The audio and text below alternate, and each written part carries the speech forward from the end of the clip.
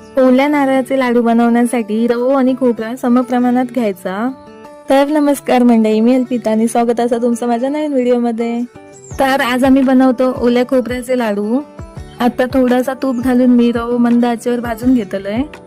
आता दुसऱ्या भांड्यात मी साखरेचे एक तारी पाक बनवून घेतोय। आता आपलं एक तारी पाक तयार असा। त्यात मी आता ओला खोबरा आणि रवा घालून आता ढवळून घेतोय।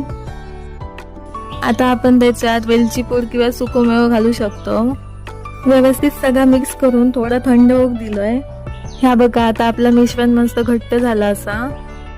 जास्त थंड होऊ द्यायचा नाही, गरम असतानाच त्याचे गरमागरम लाडू वळायचे।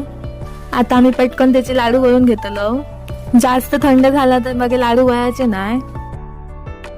हे बघा, आपले स्वादिष्ट ओल्या खोबऱ्याचे लाडू तयार असतात। तर तुम्ही पण एकदा अशा पद्धतीने बनवून बघा, आवडतले तुमका। आणि हो, माझा व्हिडिओ तुमका आवडलो असेल तर लाईक शेअर आणि सबस्क्राईब नक्की करा। बाय बाय, भेटूया अशाच एका नवीन व्हिडिओ मध्ये।